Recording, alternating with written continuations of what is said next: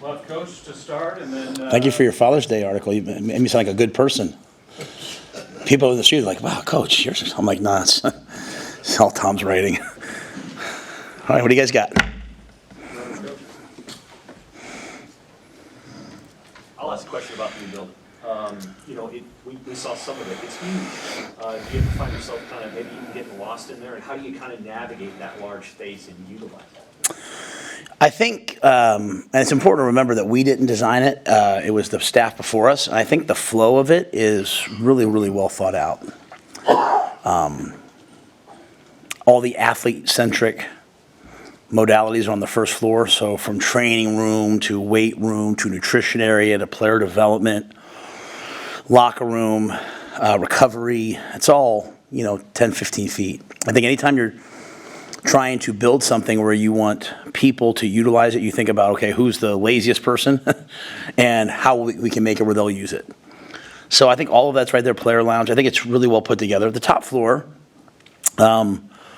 coaches' offices and all that. The only thing that's sometimes hard for me is like my office is as far away from possible as the players. So in a good way, it makes me get up and go walk to them. But I don't have as many guys. Like I love the old building. People are always walking by me. I had a chance to see players. So now I have to work a little bit harder at it, which is fine. And then the second floor being, life skills, academics, nutrition, training table, and that being for all student athletes. So I think it's really cool. It's kind of one-stop shop. So it's definitely big. A lot of it's that atrium, though. A lot of it's just that natural light and natural beauty. I think that was really well thought out. So I think it's an exemplary building, and people are certainly sort of blown away with it when they get there. I always have to remind myself, though, that at the end of the day, the building that I coached in at Temple would fit in that weight room. And we had 40-some future pro football players on one team there. So it comes down to the people that are in the building, but the building's excellent. How would you size up the June camping experience so far, and what maybe from last year in your first year here did you take and use going into this second season? Yeah, so when we talk about camps, people immediately go to recruiting. And what's bigger to me is the overall brand, right? I want people, when they see Nebraska football, when they see the Huskers, to have really positive memories or positive interactions. So between all of the, per se, Matt Rhule football camps, not the satellite camps, but the Matt Rhule football camps, you're talking about over 4,300 young people coming to a camp this year. That's just in terms of university enrollment, like that's great. 37 states. I mean, think about that. 37 states people came to camp from. We had our youth camps this week, and little kids come up to me, Coach, I came from Florida for this. Coach, I came from Colorado for this. So just in growing the Nebraska brand for the long-term future of, having Husker Nation people that have great experiences, them coming, having a great experience. Not everyone's going to play for us, but having a great experience. In terms of recruiting, I like to see players live. I get to like to see their competitive nature. I like to see their mindset. I like to see their skill set. So the fact that more and more people are coming each year to the camp, I can tell you this, we take the camp unbelievably seriously. I think if you ask Susan back there, like running that camp is there's a lot of pressure on the person who's in charge of it. Like the camp meetings at 7 o'clock on a Saturday morning are as intense as the post-game meeting after we play our first game. Because, how you do anything is how you do everything. And if I want people to trust their son with us someday, there has to be an intentionality behind it. We're trying right now. I don't know if we'll get it done this year. We're working really hard to try to get together a women's, girls 7-on-7 camp. I mean, girls 7-on-7 is going to be the next big sport. It's going to be in the Olympics. And I have two young daughters that just went to Amy Williams Husker women's basketball camp. My daughter, Leona, wants to be the quarterback someday for the Green Bay Packers. And so in the ultimate football state, I think we should be also addressing girls' flag. I think it should be in the high schools. I think eventually it's going to be in the NCAA. It's going to be in the Olympics. So I want us to get on the front end of that. So it's not just recruiting. It's just the overall brand. But I think we had a lot of really talented players come through here. And the only complaint I have is I think people think that this is like a Nebraska thing. I was talking, Sean was at one of the camps, I was talking to him. Ohio State brings in their top recruits to camp when they're a sophomore or a junior. But Ohio State sees those kids run fast and do whatever, and then they offer them, and then those kids nationally become like a 4 or 5 star, and it's like, well, they're vouched. Well, they come to Nebraska, it's the same thing. I want to see them too. And we offer them, people are like, oh, well, Matt's recruiting diamonds in the rough. No, we're recruiting future NFL players. And so Ohio State does it, we just kind of say, well, that's what it is. We do it, it's kind of like, oh, they're diamonds in the rough. No. We evaluate just as good as anybody else in the country. And I think what you're starting to see, and you guys who talk to recruits, I know some of you, that's your world, they get an offer from us, and then they get a bunch of phone calls the next couple of days. And people are starting to get offers the next day after we offer them because people know we know how to evaluate. So I think the fact that we're willing to offer people shows the belief our coaches have in their evaluation. And, it's just a really good way to do business in my mind. Hey, Coach, with the unknowns of roster sizes moving forward, how do you manage that? Because you hear numbers as low as 85 to 120 to nothing. I mean, how challenging is that, knowing that you have maybe the largest roster right now in Power 4 football? Yeah, it's funny. We were in the Big Ten meetings, and we were the largest. But a lot of the teams, there were teams at 135. There are teams that are close to us. So really in the settlement, the crux of it is that they would like a roster limit, okay? And I think that's going to be conference by conference. But they also have eliminated scholarship limits. So if you say your roster limit's 120, you can have 120 scholarships now moving forward.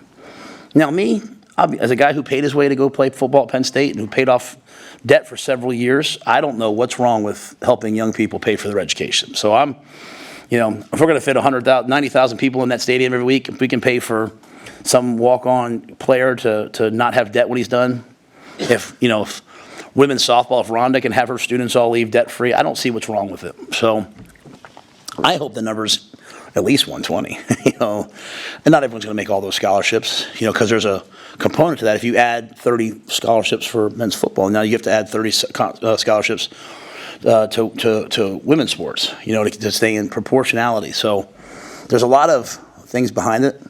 Excuse me, my mom's going to kill me for doing that on TV, but I was driving me nuts. But the uniqueness that people say, well, you mean the coach, there's 53 people on an NFL roster, but there's 90, then 80, then 90, then 75 in an NFL camp. And in the NFL, you might have a 53-man roster, but that 53-man roster, by the end of the year, encompasses 85, 90 people, because a player gets cut, you cut them off your roster, he doesn't count, it's just another 53rd person. People get injured. So right now, Demetrius Bell's out for the year, right? Is he going to count on a roster limit? And if we start saying they do, what are a lot of schools going to do? They're going to start cutting injured guys. Is that what we want from education? So there are so many unintended consequences of roster limits that I just hope they think through it.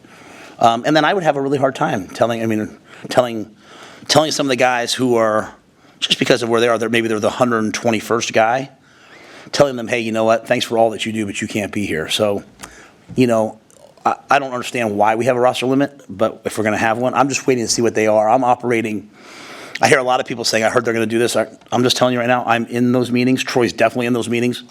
None of us know anything right now about what's going to happen. So it's going to be a really unique time. It's a time where we have to be really nimble between revenue sharing and roster limits. How was some injury updates? Like, how's Deshaun, Singleton, Corcoran, Gaber, and how are they coming along? They're all three fully integrated into what we're doing. Yeah, they're all three doing everything. So if we practice today, they'd be full go. Is Fly Hill, is that going to bleed into the season a little? I would expect it to, yeah. I don't think any of us know how long that'll take. I know you can't talk specifically about prospects, but it looks like you're still looking to add some guys to the 2024 roster. And kind of what goes into your thinking here in June as you maybe try to bring in a couple of late additions to the 2024 roster? I don't know what I'm thinking. To be honest with you, I don't think we're really looking for people. I think the one thing that we try really hard to do is we want to try to outwork the work. And so, if we throw camps and people show up, we're not going to look away from those things. And so, we're at a time now where there is no roster limit. There's a Title IX roster limit, but there is no roster limit. So, if we can add players who can help us, then so be it. So, it's not like we're sitting out there saying, hey, go find this, go find that. I think my thinking about the portal, it continues to evolve daily. I think the one thing, if I could summarize it, it's I don't necessarily want to utilize the portal to get rid of players. A lot of coaches are culling their roster through the portal. I don't want to, if a player comes to play for me, I don't want to tell him he has to leave. Sometimes if a player wants to play, he might have to leave, but I'm not telling him he has to leave. But I will look in the portal, I'll look at other places. And so if someone's available and they can help us, we're going to do our best and do our due diligence. And, it'll create a lot of competition here. And I think the one thing I see, that this group is such a great group and that they love competition. So, we'll be recruiting all the way up until probably July 31st for this year's class. And, there's a couple kids on campus that have popped up. Kids on campus have come to the portal camps. And they've reached out to us. And, there's a guy that's working out with us right now that was just a student last year. So, yeah, we'll look at all places to find players. Did you get the value out of that post-grad camp the second time around that maybe you did the first time, or how did you kind of see that change in year 2? Yeah, I think besides there's some students on campus who came to that camp. I think we've had 2 players from that camp are going to join the roster. So, we made it great. Obviously last year we signed Luke Longville, and we signed, not signed, but we added Luke Longville, we added James Williams.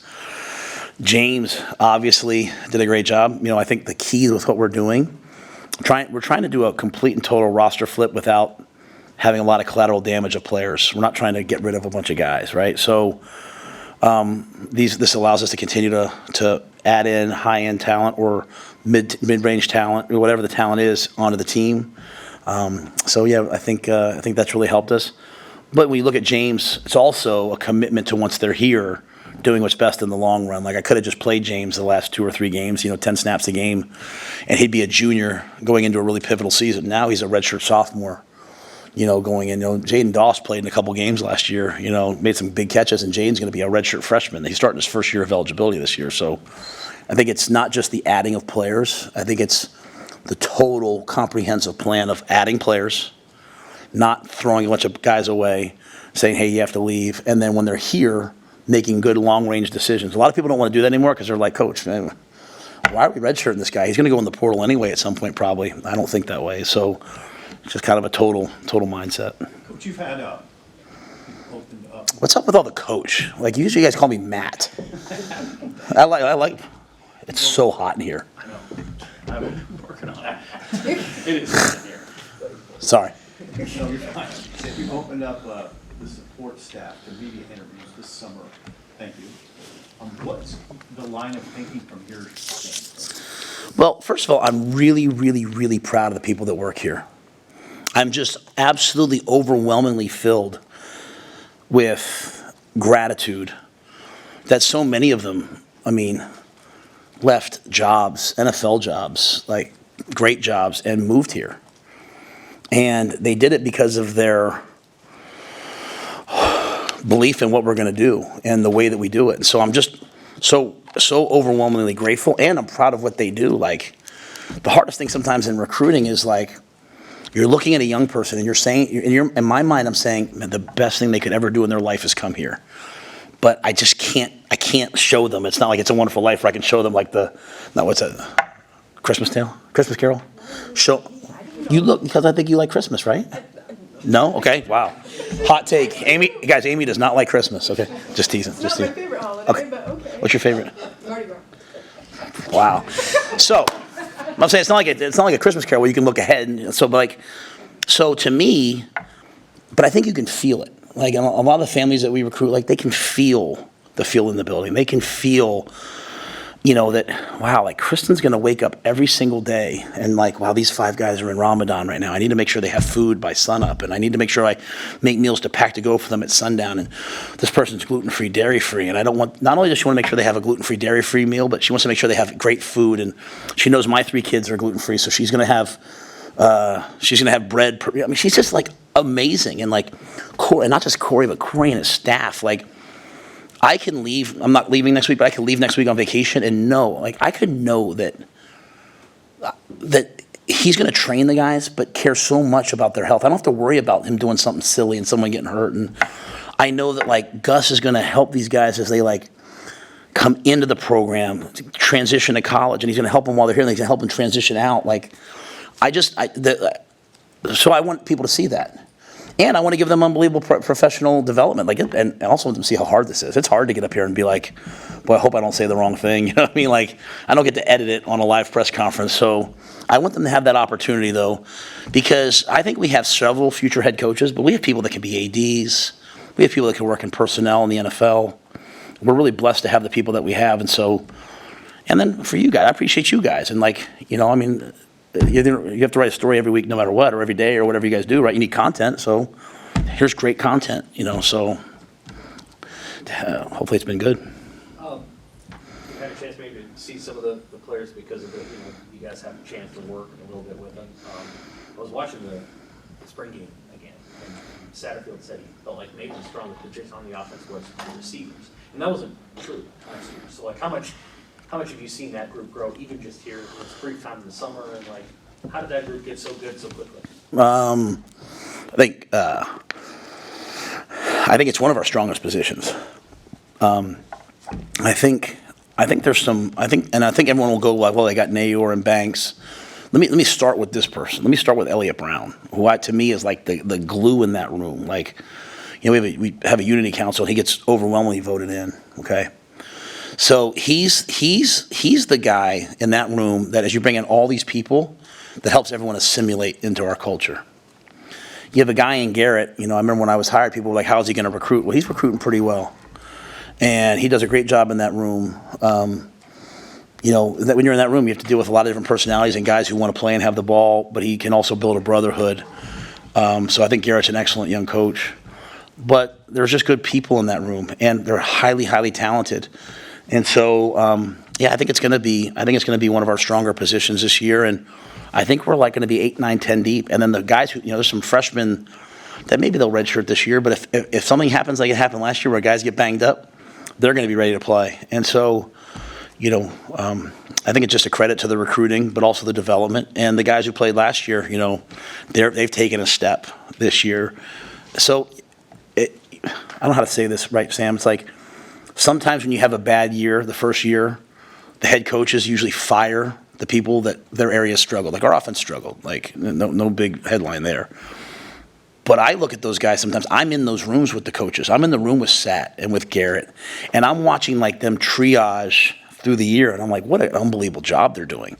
The results don't say that. But that's why you have to have guts to have this job and to have this position. And I could have started over. But instead, I saw the development of Malachi last year, and I saw the development of Jaden, and I saw the development of Jalen Lloyd. So everyone now is watching the spring game like, well, look at Jalen Lloyd. That didn't happen this spring. That happened last year. Okay? That happened because of his mother and father's trust in us to play him after the bye week, because of Jalen's trust, because of the job that Sat did, all the people I just talked about, the Gus Felders and the small conversations, and you do your best work in the first year. You do your best work in losing seasons. It's losing seasons bring everyone together so you can have more success moving forward. So I'm expecting that group to be really good. If we want to be good, we're going to be able to run the ball. But we're not going to be able to run the ball into some of the boxes we saw last year. And we couldn't last year when we had to run it without running a quarterback. And so we'll be able to run the quarterback, but we don't want to live on that. We want to be able to line up and run the ball versus 2 high safety looks. And if you try to play 1 high or you try to zone pressure us, we're going to absolutely murder you. And you need players to do that. What is the plan? You've mentioned Doss a couple of times. What is the plan with him? He's a corner. Yeah, he's a corner. Yep. He's going to be good too. What do you see him? What do you see in him? I think he could play receiver or DB. Okay. I just think when you can find guys who have the height, weight, speed to play corner with the. It's not their. We turn down a lot. I think sometimes people think we're measurables only. It's not the 40-yard dash at corner. Okay, it's really not. It's the change of directness and quickness and loose hips. You need guys who run like a 3.9, 3.8 shuttle. I don't know what Jaden runs in the shuttle, but just in terms of testing, it's that change of direction and lateral movement. If you can find guys like that who also have ball skills, who are former receivers, man, you have a chance, right? Because those are the guys who can play the ball in the air. And so Jaden has all that. He's really smart. He's really tough. Jaden's a competitive guy. He's 200 pounds. He's a big man. So he went over there at the end of the spring and didn't really know what he was doing. You watch the spring game. You watch him try to tackle a couple times. He's kind of doing this. Not because he's scared, because he hasn't done it. But And I think he does need some time to develop, but I think he's going to be an excellent defensive back. Terrence Knight recently talked about James Williams. Yeah, Terrence likes to talk to you guys, doesn't he? Where did he, Terrence loves the media. He should be up here today. He's great at it. where did he make the biggest jump in your eyes? I mean, Terrence told me, but what about you? I think the biggest thing with James was, I think he'll be the first to say it was kind of getting out of his own way. You know, again, we started with him in his sophomore year, so it's one thing when you play a freshman and they still don't kind of understand what's expected. You can work them through it, but you going into a sophomore year, you know, being on time, taking notes, being a professional, doing all those type of things, he wasn't really doing at a super high level. He has an elite ability to rush the passer.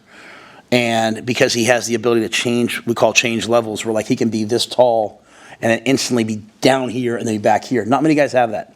Some guys are so explosive, and the reason why they're explosive is they're tight-hipped and tight-ankled, so they can explode forward, but he can change levels. And I think he really mastered that a lot on the scout team. Like, he was almost unblockable at times because we let our scout teams play full speed. And so I think it was him just understanding the maturity of it. Now you see him now.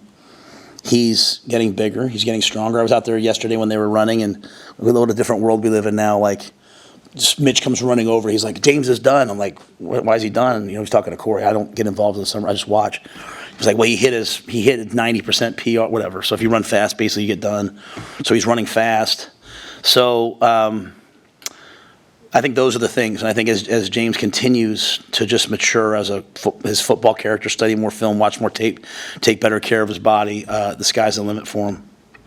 You mentioned Elliott Brown as like a glue guy in that room. Have you seen the number on the roster grow of guys like that as you get into junior and what they're going through? Yeah, I think the unique thing about Elliott is that he literally is a player who runs his own camps and goes and speaks at schools on his own, who's been hurt and tore his ACL and rehabbed and is way ahead of schedule. And he basically he's working for us as a player development liaison. So no, you would never hire a player to talk to other players except for Elliott Brown, because he's just a different type of guy. And the players love him. So like literally we're running a camp in Omaha, youth camp. He's like, my camps are run so much better than this Rhule. And I was like, wow. And he's probably right though. So, but yes, we have a ton of glue guys here. We don't have any. I mean, we don't have any divisive guys. And most teams I've coached, you've had a couple of guys that you have to constantly. We're so lucky to have the Cornhusker guys, like the dyed-in-the-wool, like Nebraska guys who they think they bring the locker room together in a unique way. I think Jamal Banks has been a guy like that coming in, you know, with his focus on not just football but academics and all that other stuff. But I think Elliott's just kind of an outlier. He's just a really special person. Just to follow up on Jaden Doss, the corners as a whole, it seems like you like some of the young talent there, but there's not a lot of experience with some of them in college games. How do you feel about that group right now, a few months from this season? Yeah, they'll be good. Let me think back to last year. Like, you know, Omar Brown hadn't really. How many games had Omar played before last year? Not many, right? Phelan hadn't really played on defense at all. Giff was playing a whole new spot. Deshaun hadn't really played. Tommy hadn't really played. Our job is not see people for what they've done, but for what they can be. Now, we'd love to have experience, right? But we're pretty experienced on defense. We have a lot of guys back there who I believe can do it. Now, I mean, if I had an older guy, would I love? Yeah, heck yeah, I love that. If you can get me 2 Tommy Hills, I'll take it. You know, but I mean, Tommy Hill was in the same exact boat last year. Like, we literally were. We were going back and forth. Is he a wideout? Is he a DB? Tommy came to me in like week 4 and was like, Coach, I'm not starting. I'm not really playing. Should I redshirt? And I was like, well, can we give it one more? Because he had one more week to play. I think so maybe it was game 3 or maybe he didn't play. I can't remember how it worked out. And I was like, let's give it one more week and we'll make a decision next week. Well, now I can't turn on my Twitter without seeing he's one of the top returning corners. So I just think our job, instead of taking the easy way out and always looking outside, is to look inside first.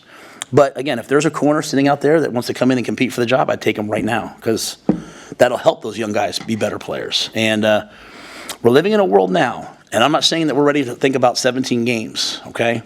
But I'm sitting in Big Ten meetings, and there's coaches in there who are talking about rules, and they're talking about, hey, we're going to play 16 or 17 games. So, like, my third-team corner is going to be my starter at some point. And I just don't know that I shouldn't give our guys the benefit of the doubt that, like, hey, we should start thinking that way. And if we're not, maybe we're not ready for it now, but at some point, we're going to be playing more than 12 games. So that mindset of it's not just your high-end, top-of-the-line guys, it's the middle guys. And at some point, oh, by the way, it's our – like, we started the year off, no one here thought that Emmett Johnson was going to be the starter, but he was. And he was a pretty darn good starter, wasn't he?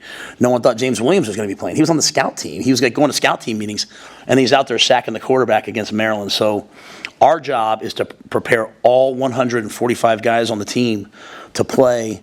But if I can add 146, who might help us? And he might not help us the first 4 games, but maybe he helps us in game 10, game 11. I mean, think about it. In 4 games down the stretch, we were like a play away from winning the ball game. Maybe that guy can make one more play. That's how I look at it. That's why I come in every day, like, just fighting for inches, fighting for edges to get us over that hump. Yeah, you had mentioned your staff, how proud you are of them. Is there a role that you still would like to add to the team? Not like change personnel that you already have, but like a position where you're like, man, I'd love to have somebody who could. That's on the wish list. Yes. Troy is well aware. I think, honestly, Sam, I'm always looking to hire dynamic recruiters. I'm not a dynamic personality. I like to think I'm relatable, and I'm just kind of who I am. But when I have people who have like that, we do the strengths finder that that the business school here does, and like people who have like that woo that they can walk into a room and light a room up. Like, I need that. Like, you're going to talk to Troy Vincent today. Like, we were at a recruiting dinner last night. And, like, I can just kind of be me because Troy is going to light the entire table up. And so I just always looking in recruiting for people in that role. We have enough people, but I'm always looking to add, like, a person or 2. So I would love to add maybe one more person in that type of a role. And then I think we're going to wait and see what happened with the analysts. I don't want to go out and hire a bunch of, like, $300,000 former coaches. What I think is, if I have one offensive line coach to coach 23 players, he can't coach all. Donnie's pretty darn close. Coop has 30 guys in the DB room. So if I can give Coop an assistant who by rules is allowed to talk, now Coop can focus on 15, and these other 15 that are maybe down the depth chart, they have somebody coaching them day in and day out and pouring into them. So I love having young coaches like that. And if as we have success, some of our coaches will leave. The goal here is to promote from within. It's to raise our own coaches and raise our own operations staff and recruiting staff. So we have all that we need. I'd always love to hire a dynamic recruiter. I think that helps. And then when this analyst role passes, if it does, maybe it's in the winter. Maybe it's like adding a couple of young coaches or maybe promoting a GA. Again, I don't know what's wrong with having someone, like anybody here have their kids play Little League, right? And like there's a team with 10, and you love it when the coach takes your kid aside and shows them how to swing the bat a little bit better. Or, I'm watching my girls at basketball camp, and, if Alexa Markowski's over there and she's showing my daughters how to do something, like our kids learn from one-on-one interactions. So I want as many people pouring into the players as possible. We're a developmental program. You develop by coaching really well. Hey, Matt, the Big Ten is still ways away next month. I just wanted to ask you, what did you learn about the Big Ten last year going into this year? And have you started studying USC or UCLA yet? We haven't done a ton on USC and UCLA. Our focus has been on UTEP, Colorado, Illinois, Purdue, Rutgers. That first half of the season, Northern Iowa. Those first 2 games really hit you fast. Now obviously Colorado will have played on Thursday night. They'll have a little bit of a head start against us. So trying to get as much as we can done, in the summer versus those teams. I've had a chance to coach against Lincoln several times when he was at Oklahoma and when he was at East Carolina. He's gonna find things that his team does really well and he'll master them. In terms of the Big Ten, I think the biggest thing that I learned last year was just the and I'd heard about it, but till you feel it was just especially with our stadium, was just the weather. I talk a lot about that. When I coached at Baylor, it might be, I knew I was going to play about 4 or 5 games a year, was going to be between 150 and 180 on the turf. So I was going to go no huddle, and I was going to try to build 3 strings of defense. So if you went no huddle against me, I could rotate guys because of the heat. Here, late in the year, it's going to be cold and it's going to be really windy, and there's going to be 2 quarters a game where you're throwing the ball into a 30 to 50 mile an hour wind.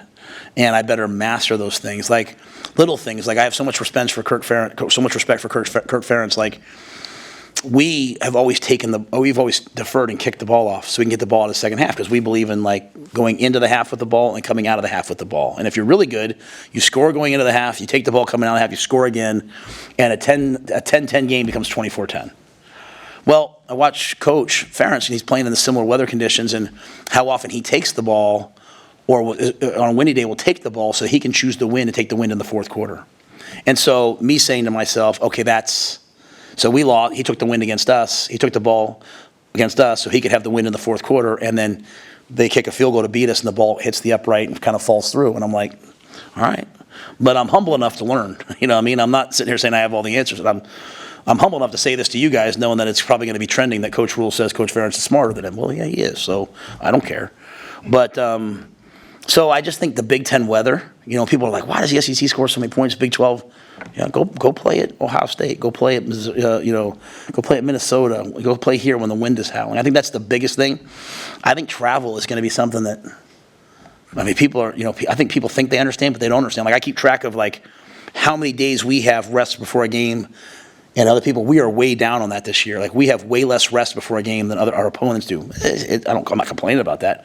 But then I have to on those weeks where someone's coming in they had a bye week the week before us, or they had 10 days and we have 6 days. I've got to do a really good job of monitoring A, the travel, and B, how much time we have. We're so lucky to be in the central part of the country. So it's 3 hours to the East Coast, 3 hours to the West Coast. How are the West Coast and East Coast teams going to handle flying across the country? What if you're on the East Coast and you're playing an 11 o'clock Eastern game at USC, and then you got to fly back, get back at what, 5 in the morning? No, noon. Get back at noon and then try to get your bodies ready to play the next week. It's going to change your practice. So there's a lot of things here these are the things that keep me up at night, right? Like these are the things I'm like, man, we got to figure this out. We got to figure that out. And you find out what time your game is, 12, sometimes 10 days, 12 days before the game. So the research says, like, if you're playing on the West Coast, I'm sorry if I'm boring you with this, but if you stay on the West Coast, you should stay at a hotel the night after the game so that you can get a good night's sleep and then fly back the next day. But what if you only get 12 days? Hey, Susan, call the hotel, tell them we need 120 rooms. Then now all of a sudden, 12 days out night. So there's so many things, unintended consequences. But it's like anything else. We were having a meeting today, and I reminded everybody, half of the Fortune 500 companies in the United States were founded in economic downturns, in depressions, and it's because like if you are coming in a time of adversity, you better be really well put together to survive. But if you survive adverse times, you'll be really profitable in non-adverse times. How does that relate to us? Transfer portal, NIL, revenue sharing, roster limits, all these things. If we can navigate them just like that much better than everyone else, that's our advantage. And that is the legacy of Tom Osborne, Bob Devaney, Frank Solich. They handled all these different things a little bit better than everyone else in the country. And so that's my job as the head coach here, is to say, how do we handle the new Big Ten and the travel? Like we're playing at USC. I don't know what time that game is. That game might be an 8 o'clock game out there, which is a 10 p.m. Eastern game, which means the game will get done at 2 p.m. our time, which means we'll leave the locker room at 3 p.m. our time, which means we'll turn around and fly back here. By the time we get to LAX, we're getting here at like 9 in the morning. It's going to be tough, but we're in Nebraska. We do tough stuff. Who else? I'm not talking to you guys again till this fall. So if you got something, you better throw it out now. Don't call me on the break. I ain't calling you. So no. I'm curious. Whenever we talk to you, it's just like you were doing there. You're always kind of thinking about the analytical aspects of different parts of the game. And so I'm curious, with the addition of the Guardian caps, if you've seen, or kind of what the data is so far, what you're seeing from that. I know some high schools are even starting to think about that, maybe for games themselves, but just what you're kind of seeing. Yeah, I did the Guardian cap when it first came out at Temple, like my first year. And there was sort of this other part of it that people were saying, like, hey, is that extra weight going to cause some neck injuries? Is the friction of it? So we kind of got away from it because our general counsel on campus was a little bit nervous about it. Then I got to the NFL, and they added it back in. And, it seemed like it was going to work. I got here last year, and I said, should we do it? And I don't make these decisions. I go to the medical people, and it was sort of like, hey, we want to see what, we're not sure what the data is. Like, is it helping or hurting? Then the NFL doubled down, released the data. It's helping in the NFL, so we went to it this spring. So much so that the NFL, they might let them wear it in the games, right? And so I think my job is always to point out, like to Susan, or Susan's job, for us to point out with internally, hey, here's the new helmet rankings. Like every time a helmet ranking comes out, I send it to them. Which helmet are we in? If I can help our players be a little bit safer, then so be it. I think anecdotally, and I asked the players, I talked to Ty Robinson the one day in spring, and he was like, my neck feels so much better. Because, you get hit in football, your neck's going to get, Now, I also reminded him he wasn't really practicing, so it might be that. But, so it's anecdotally, but it always goes back to the research. Always goes back to, hey, go back to the medical people. What do they want? Go back to Jay Terry, medical. And so whether it's shoes, turf, like if I'm not making it as safe as possible for our players, then I'm not doing my job. And the same thing then with, that walkthrough room upstairs, all these things. Like, hey, how can we just get a little bit better? And not making it gut feel, but making it researched out. Appreciate all you guys. Thank you. Good to see you, everybody. I'm on with you guys today. Well, we're going to set it off, man. Bring some good questions, Robin.